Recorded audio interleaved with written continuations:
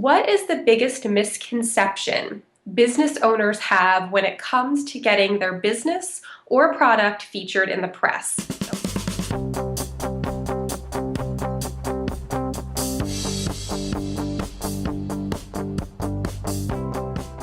Okay, this is a good question. So I think there's actually two misconceptions that are big, so I'll just give you a little juice on both of them.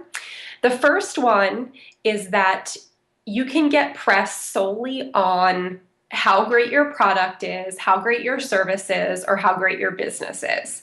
The media is not there to advertise your business, right? That's what paid ads are for.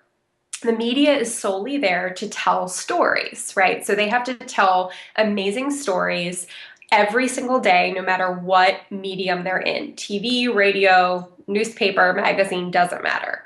So your job is to figure out how your business can be newsworthy, right? How can you turn your business into a story that's going to excite the particular outlet that you're reaching out to? So that could mean that instead of saying, I have this great product, it could mean that you're telling the story behind why you started the product, right? Or it could mean that maybe you have some tips or advice you can deliver about creating that product or about your particular industry. So if you create like a skincare line, let's say, you could be the authority on giving people tips for better skin. And you could also be an authority on teaching people what it's like to start that particular type of business, like the challenges of having, a business and regulations and things like that in the skincare business. That could be a great article for skincare trade publications, or maybe like Inc. magazine, or Inc.com or American Express Open, any of those types of businessy outlets. So that's one huge misconception, is that oftentimes, and that's probably the biggest thing I see when I evaluate people's pitches, is that's what's wrong. It's like all about my product's great, my business is great, this and that. It just sounds like a promotional letter, as opposed to here's the story idea that surrounds what my product, service, or business is. So always look for the hidden gems and hidden stories within your business, and you'll be good to go with that. I think the second big misconception, this is probably even more important, because it really drives back to why you're doing PR in the first place. So what I hear a lot is that when business owners start out, they automatically think that if they get a big mention somewhere in a magazine or whatever, that's going to set them up and their business is going to take off.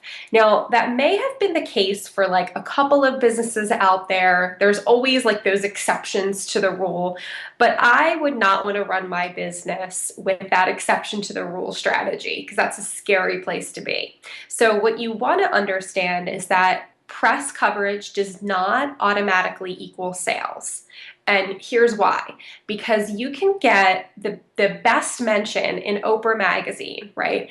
And you can have a flurry of people like checking out your website and wanting to buy your product. But let's say that the shopping cart on your site is not easy to navigate. Or let's say that just the overall navigation on your site is really difficult. Then those people are gonna leave, right? They're not gonna take all that time to go through. So now there was a breakdown, right? There was something else injecting in the middle of that press mention equaling sales, right? There's something in the middle. Same thing if you have a store and people come in, maybe one of your sales reps had an off day and they weren't selling the products like they should. That can affect your sales. So there's this whole sales portion there that exists in between when someone checks you out in the press and actually comes and encounters your brand. So that type of thing needs to be examined, right, in between that. And so you never want to think, okay, I'm going to get this press mention, I'm going to get a ton of sales.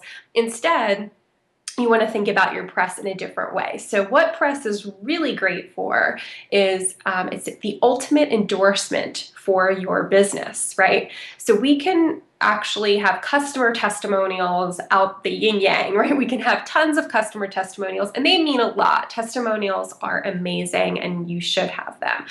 But when you have like Vogue magazine or the Today Show or another really well-known, internationally recognized outlet that's saying that your skincare line is amazing, or that's using you as an expert for a story, right? Or mentioning your book or any of those things, that's so powerful, right? Because everyone trusts their opinion. They have millions of readers. So really what it's existing for is it's a piece of credibility that you can't get anywhere else. So when you get press coverage, you want to think about it as credibility and something that you can leverage for life. You can always have on your website, something like as seen in and all the great places that you've been featured.